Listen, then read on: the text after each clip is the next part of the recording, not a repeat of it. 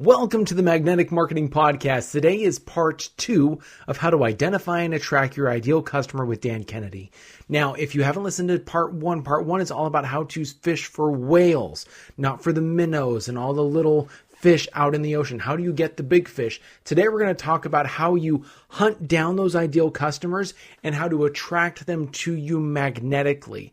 These are the keys once you have focused on the right customers. If you haven't listened to part 1 yet, go back to the previous episode, make sure you're up to date, and then listen to the rest of this. You're going to love it.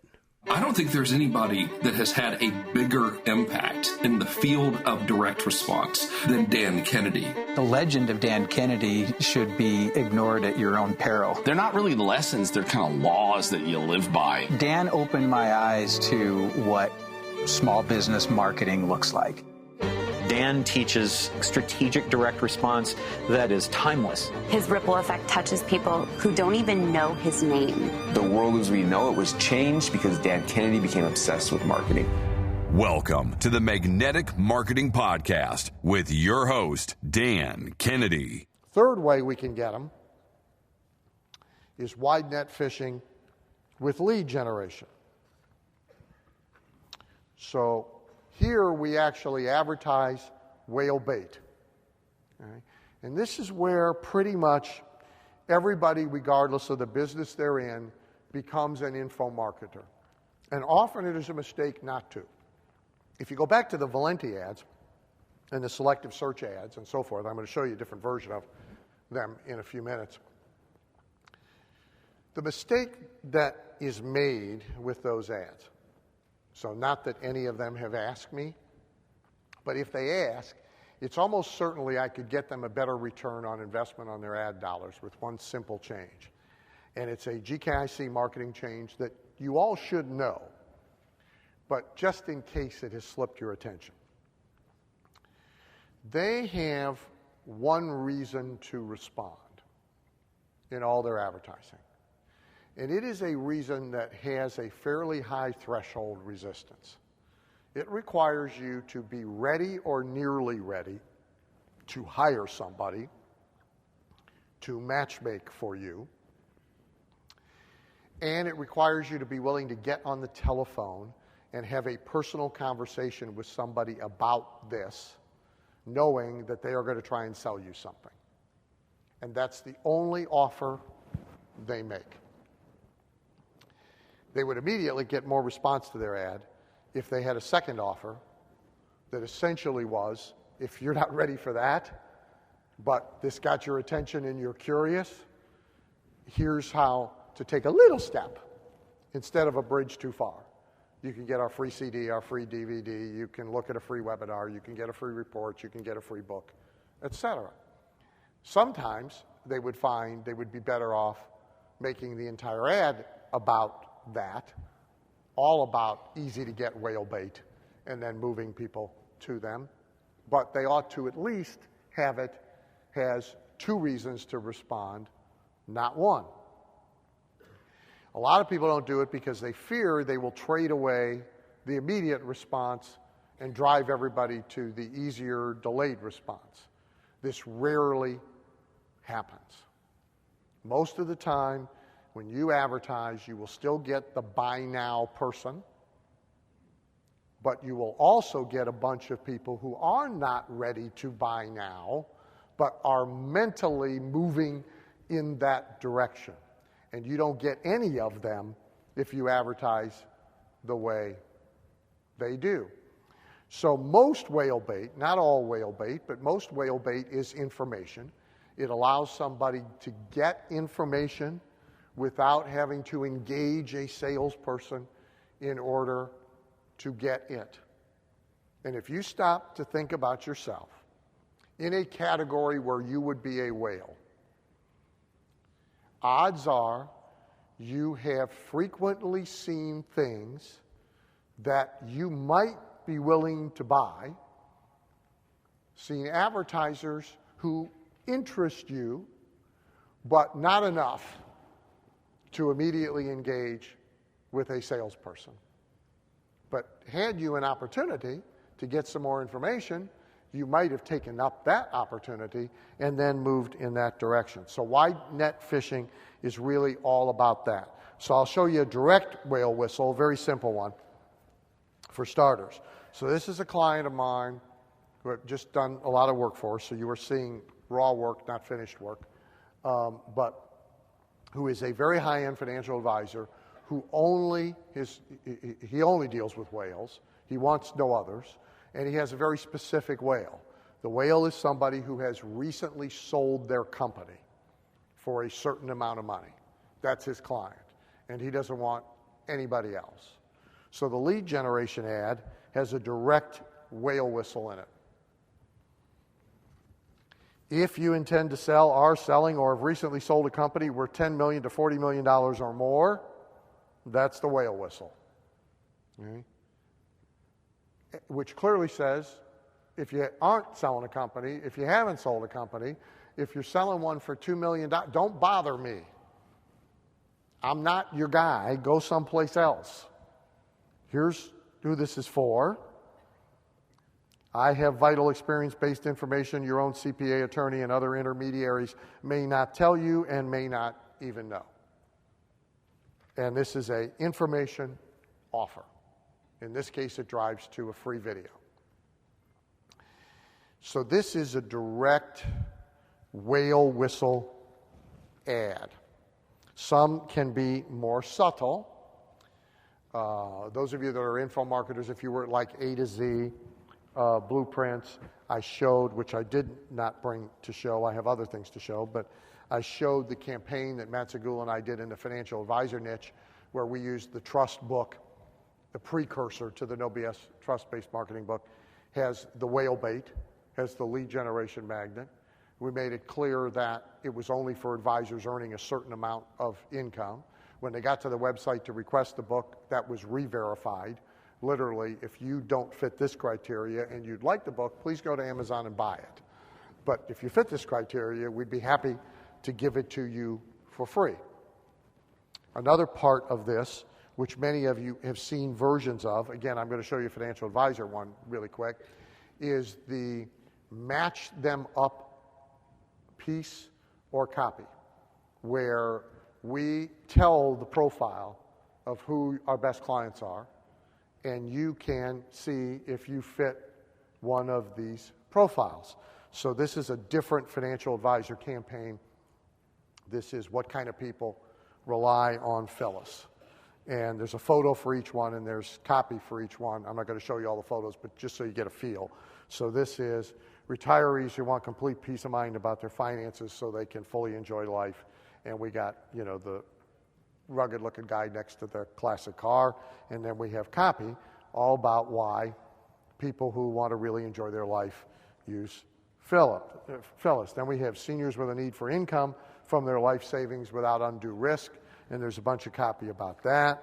We have investors still seeking growth from their investment portfolio. We have women responsible for their own finances or who may become responsible for their own finances. So if you're slowly poisoning him and you know you're getting close, you're for us. You're our client. Okay? People with tax bombs embedded in IRAs, 401ks, pension accounts, and so forth. People with health problems or family histories of serious medical problems. I think I'm out. Present business owners or retired business owners. And there's a page of copy, which I am not going to take time to wade through, for each one of these people. So we're not advertising really Phyllis, and we're not advertising her services. We'll get to that. We're advertising for the people who match up with the profile of the customer that we want. Saying, fit one of these profiles, you're for us, we're for you, come forward, get more, find out more. I'll take you through a few more examples. So this is, in this matchmaking field, I just did a lot of work for a client in the It's Just Lunch network, if you're familiar with It's Just Lunch. And they unfortunately have, much like these other ads, they have a sales culture business rather than a marketing culture business. So they have, raise your hand if you're ready for us to match you with somebody, and call up and talk to a salesperson who will now try and sell you. That's a sales culture business. We really want a marketing culture business that will get whales. So I'll just show you some of the ad copy very quickly and make a couple of points. So this is Washington, D.C. area where they have an operation. So single and divorced men are wanted now by elite, intelligent, sexy women in Montgomery and Fairfax County in Washington, D.C.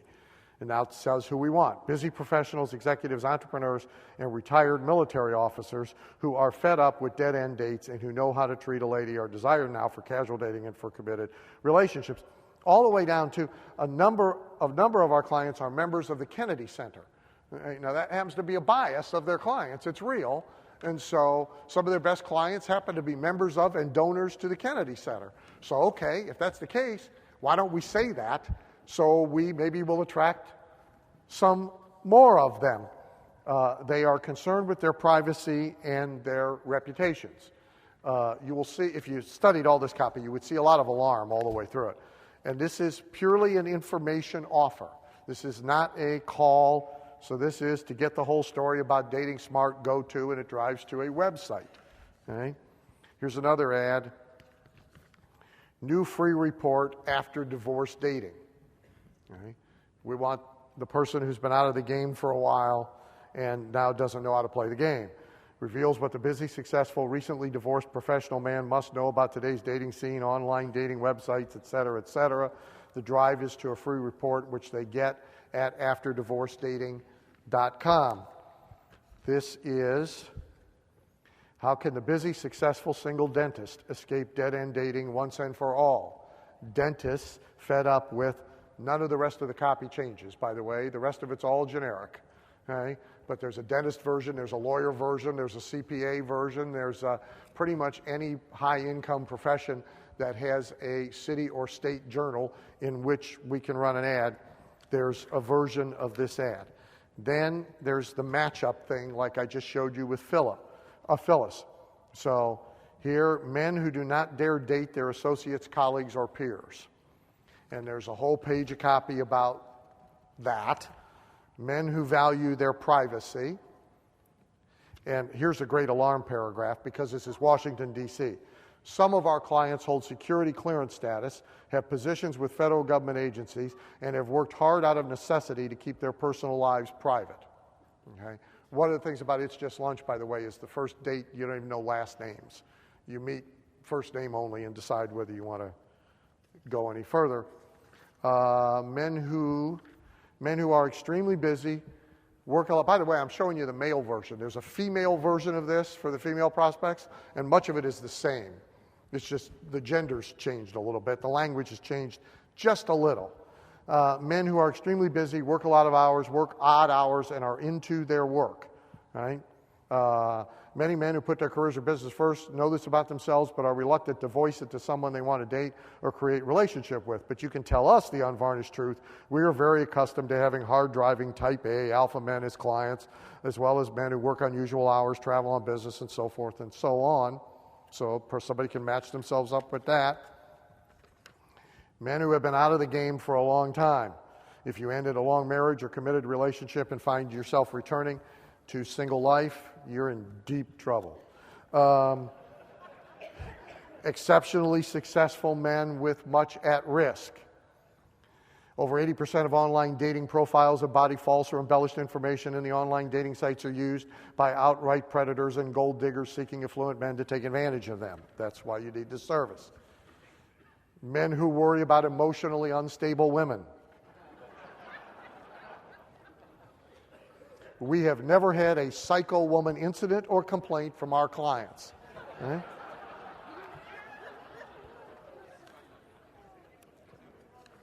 Now, we'll shift gears.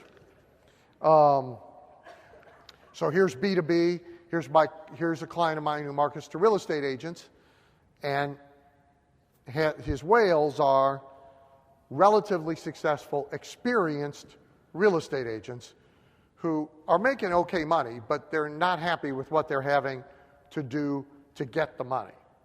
That's his whale. His whale is not somebody going down for the third time who needs a life raft. His whale is not somebody who's woefully unsuccessful, because generally speaking, there's a reason why woefully unsuccessful people are woefully unsuccessful.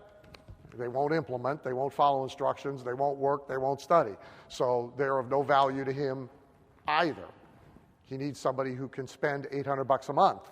That's like the first criteria. So this copy is, if you keep thinking there just has to be a better way, and here's who this is for: experienced successful agent, an experienced struggling agent, or agents with a coach. So again, we are calling out specifically to the person that we want, and we know who we want, and then we are letting them come to us. Last example of his.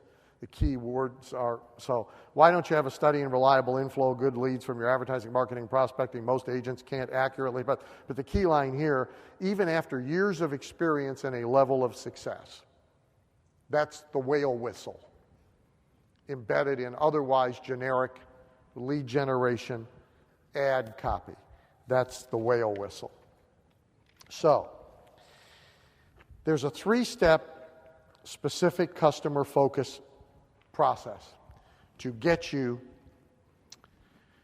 to this point. First step is intelligence, information about your target customer. So that can be demographics, which is where most people tend to go.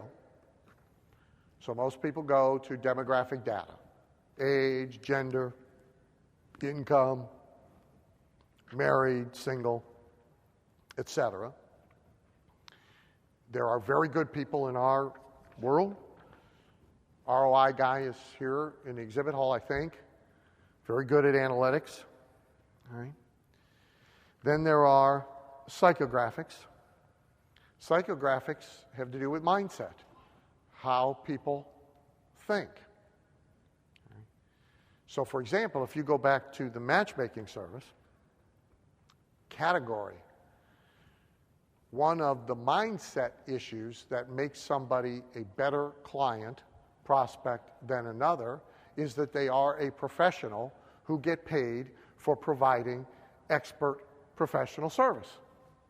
They're more prone to accept the idea of an expert professional doing that for them than somebody who is not in that business themselves.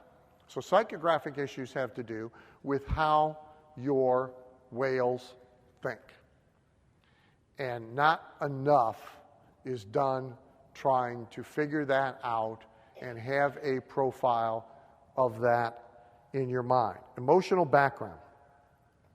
So emotional background gets to when, where, and how they were raised. Okay? What they heard at the top of the stairs as a kid.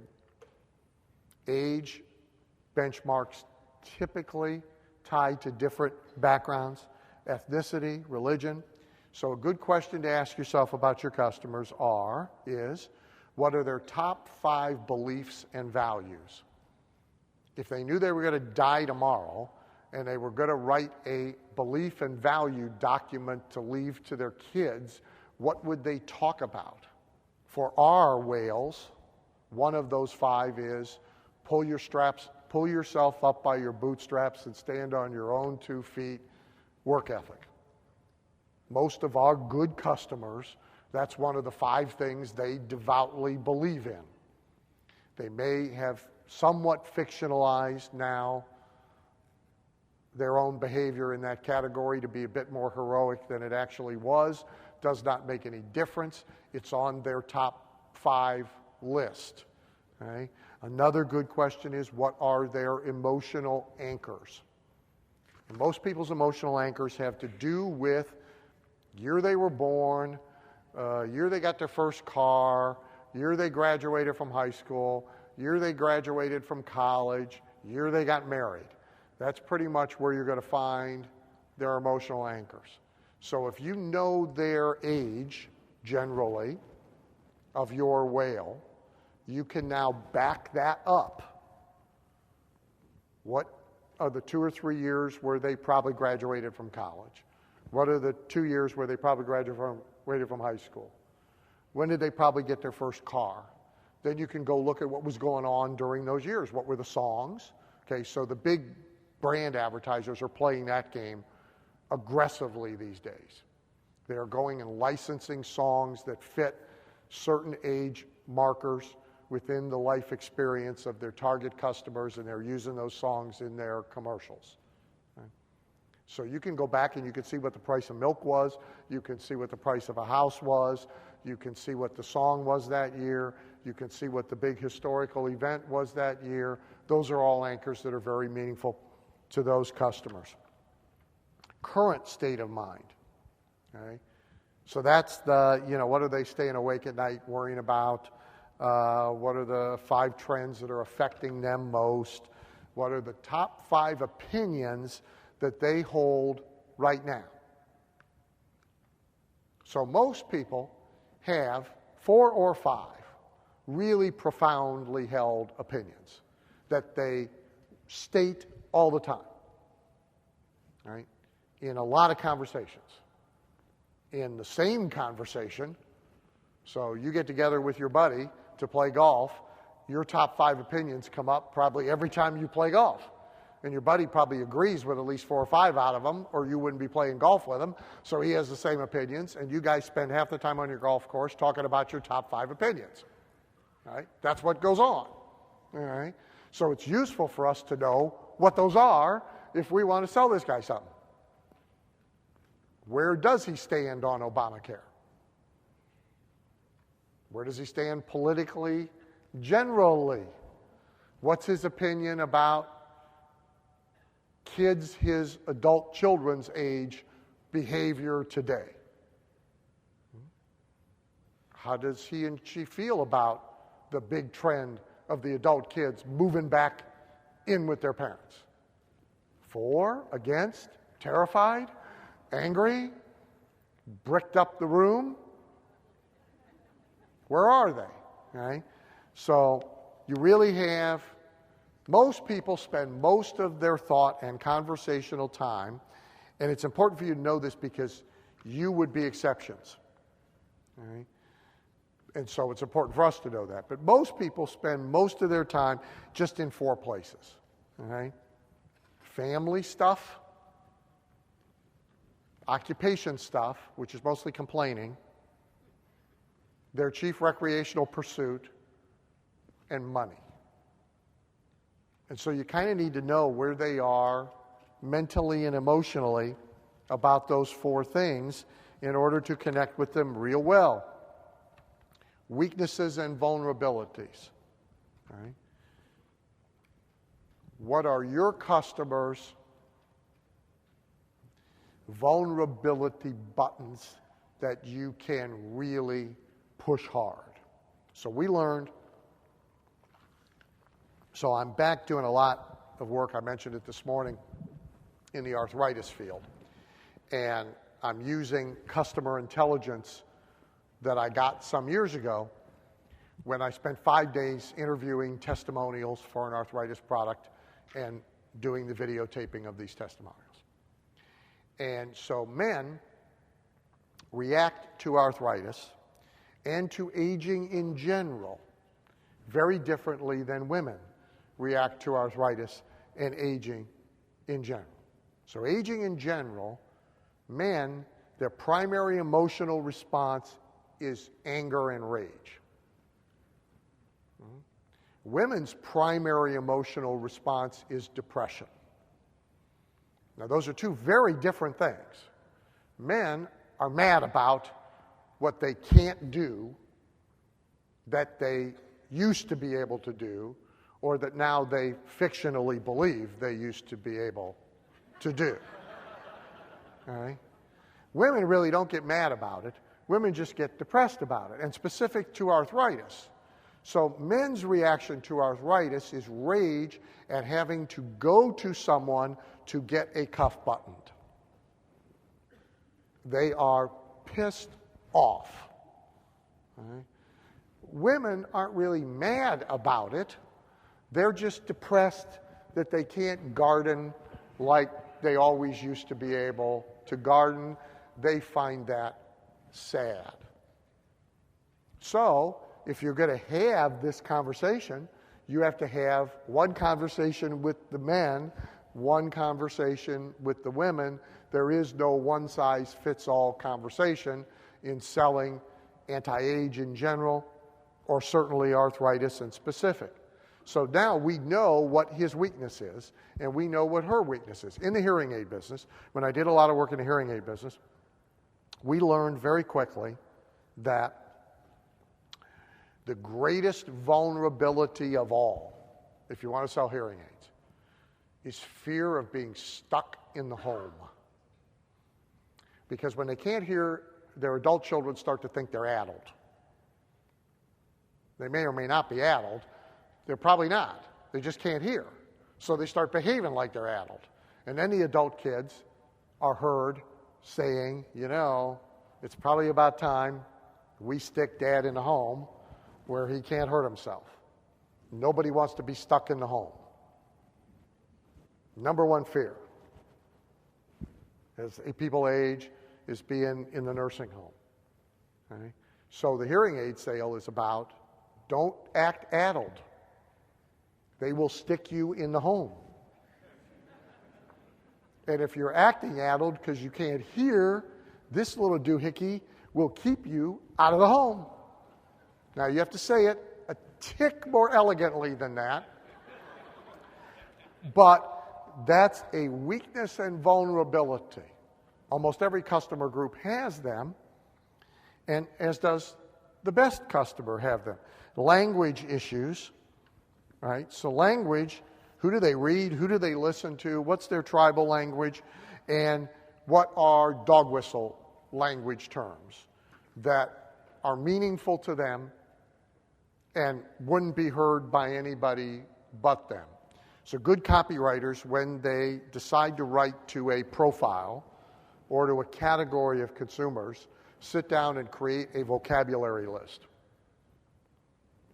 So what a good copywriter will do is take the magazines they read, the books they read, the stuff they pay attention to, and they'll get themselves some color highlighters, and they'll go through it all, and they'll note repetitively used terms, words, language patterns that this group uses. They'll take the thesaurus, and they'll go through it and find synonyms that can be used. They'll take the words that sell thesaurus, and they'll build themselves a vocabulary list. And that's what they'll use as they create their marketing messages. They will also get at least one qualified reader to redline their stuff. So a big pet peeve of mine, by the way, is the rush to get stuff out. We're going to do a webinar for this group. Let's jump in front of the camera tomorrow and do the webinar. Right? So I come from a world where we work for 3 months on that script, right? Because we're going to put $500,000 of a client's money at stake when we put it on TV. Right? You guys aren't doing that, but you're putting $500,000 of your time at stake. Right? So almost always, if I'm working with a tribe I don't know, I'm going to get myself at least one qualified reader. Right? And that is somebody from that tribe who also understands direct response. And to redline copy. Just mark the stuff that doesn't ring right to you. I don't want any other opinions. I just want you to catch my language errors. That's what I'd like you to do. So, for example, when I work on Proactive, the stuff aimed at the kids, it has been a long time since I was a 13-year-old girl with acne. All right? It's been a very long time. All right? So I need a 13-year-old girl with acne who kind of understands direct response to redline for me. And I need her mom for the stuff that we're writing to the mom. So language. The character profile. You should have a clear character profile of your whale. of your ideal client in detail, like a fiction writer creates a character profile. If you don't know how to do this, I can tell you how to do it at a Barnes & Noble store. I'm sure you can do it at Amazon, but I'm not the guy to tell you how to do it. But at the Barnes & Noble store, there is a section of books for writers. Okay? And you will find books in there strictly about character profile development. They'll even give you 26-page fill-in-the-blank character profile forms to create your fictional character. You do the same thing to build the character who you are going to sell to. What you saw last night with Sally is not just helpful about presenting you, it's helpful about building the character profile of who you are going to sell to. Okay? Info marketers, by the way, in the room, if you do what we did and you get your herd to take the F-score test and you get the data, you're going to find biases in your herd that now tell you what your character profile is of who your customers are and who your best customers are. Assistance from an insider, befriend at least one, and I want to jump to lists. So lists, there's just no excuse if you want to do whale hunting not to use direct mail, because the whales already exist in somebody's list. So my go-to guy for this with my clients is Craig Simpson, who's here somewhere at Simpson Direct. Let me just show you research for the It's Just Lunch people. Okay. So here's preliminarily what's available to us. Dentists at home addresses, 35 to 49, and 50 to 65, single. And then by income or home value. Lawyers, same deal. Doctors, the same deal. I can get Brooks Brothers, 12-month buyers, age single. I can get Esquire Magazine, age single. I can get Forbes, Investors Business Daily, Robb Report, and Playboy by age, single, and occupation. I can get potency pill buyers, age, single. They at least have hope. They tell us a lot of their best clients belong to a gym. They already knew that. Great, good piece of information. Can we use it for something? Yep. He can get me health and gym club members, active, 50 to age 65, $100,000 a year income, single. Kennedy Center. Surprisingly, a lot of our clients, they tell me, belong to the Kennedy Center. Great, Kennedy Center rents its list. 12-month donors, and they have a breakout of single. Hooray. The national ad works in airline magazines. Great. I can get frequent travelers at BWI, age, single, frequency of travel, and income. So I can take my profile and I can go into the list universe and I can match it. Second part of the three-step process is now target personal positioning. So basically, whales mate with whales. So if you're going to go hunt for a whale, you have to present yourself in a way that is really acceptable to the whale. You need some sort of affinity link. So let me show you a good affinity link example. We're not going to spend a lot of time on it because I'm going to be over time here in about 5 minutes, but I want to tell you that this affinity link thing is extremely important if you want to attract whales. This is another way not to talk about your product, your service, your company, the thing you want to sell, but to talk about the person you want to attract and to hold yourself out to them in a way that they feel affinity with you. So the high-end financial advisor at Arizona who I showed you, Phyllis, so here's her ideal client. They're no younger than 55. The sweet spot is 65 to 80. Married to the first wife of many years. Raised a family, now have an empty nest. They're patriotic. They fly the flag on Veterans Day, 4th of July, etc. They're politically conservative, and they were either born in or more likely moved to Arizona and live there by preference. They have enough money to go live someplace else if they don't like living in Arizona.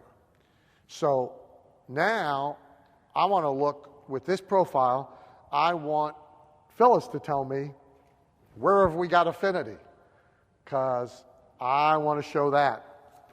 And so a Phyllis piece now has this on it, not the 56 credentials and certifications she has as a financial advisor, not how much money she has under management. No, we have a wife married for 30 years, a mother of 2.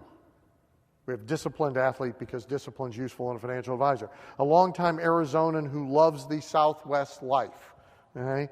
I have pulled my affinity links based on the profile of my intended whale client, and I'm talking about them more than I am talking about anything else. The other financial advisor I showed you whose client is a business owner who is selling his business. So here's what Ted tells me about his client. And then I'm going to tell you Ted things that Ted was not using. So here's what Ted tells me his client is. 55 to 70, Depression-era parents or grandparents, post-World War II era upbringing, may or may not have gone to college. If so, probably with the GI Bill, and worked while attending. Millionaire next door type. Stanley Millionaire Next Door. Built up a business over many years. It's a male. He's tough-minded. He's hardworking. Okay? Now, here's stuff I find out about Ted that Ted's not using in any of his marketing, because I'm now looking for affinity links. He wants to tell him how much money he's got under management and all that stuff. Ted comes from humble beginnings. No indoor plumbing. Started selling door-to-door as a teenager. Worked his way through college. Built a business from the ground up. Owns 2 homes, and he's active with charity. So all my Ted advertising now is about who they are, and then about this. You will discover we are probably kindred spirits. I come from very humble beginnings. I began working and selling things door to door to make money at age 8. I worked my way through college, built businesses from the ground up. Okay? Now, you understand most advisors would think that irrelevant. He thinks it's kind of embarrassing to talk about. The big sales letter now has pictures, which I made him go get, of his house with the outhouse, because they had no indoor plumbing. And if he didn't have pictures, we probably would have made pictures. All right? In his book ad, here's about the author.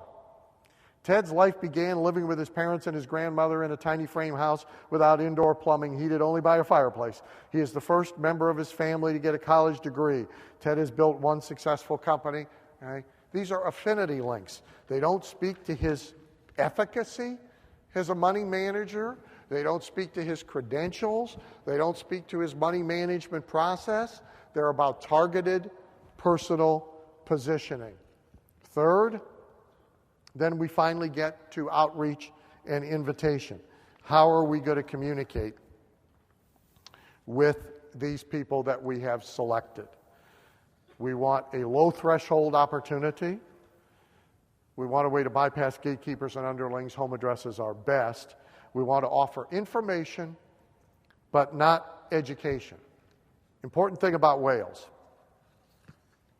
They do not want to know how to do it. They want to understand it and know that you know how to do it. So very often, particularly professionals, are busy teaching their prospective client or patient or customer how to do things. Whales don't want to do things. They want to find somebody they can trust to do things. They have to understand enough to feel like they're making a good decision about that, but they do not want to be educated. They want to be informed. So if you put those 3 things together, you can very, very specifically go after precisely the customer you want and say the things that will cause that customer to come to you. I will say one last thing about this. Understand that in marketing, in prospecting, in advertising, what we all do is we buy a haystack. That's what we do. And we pay for every piece of straw in it. Okay? Every haystack has some needles in it. Bad analogy, needle whale, but that's what I mean. Every haystack does. Okay? The question for you is, how big a haystack are you going to build for yourself in order to find how few gold needles in it, versus how small of a haystack are you going to build for yourself that have a lot of gold needles in it? Most people just build haystacks and then hope to find needles. It doesn't have to be that way. You can invest in a way that builds a much smaller haystack full of needles with this 3-step process. Thank you for listening to the Magnetic Marketing Podcast with Dan Kennedy. If you love hearing in on these lost Dan Kennedy talks and speeches and calls, then please let someone else know about this podcast. That's how you can help it to grow. And the more it grows, the more free Dan Kennedy we can bring to you. Also, Dan would love to give you the most incredible free gift ever, designed to help you make maximum money in minimum time. Now, this free gift comes with almost $20,000 in pure money-making information for free, just for saying maybe. You can get this gift from Dan right now at nobsletter.com. Not only will you get the $20,000 gift, you're also going to get a subscription to 2 marketing newsletters that will be hand-delivered by the mailman to your mailbox each and every month. One from Dan Kennedy and one from me, Russell Brunson. To get this gift and your subscription, go to nobsletter.com right now.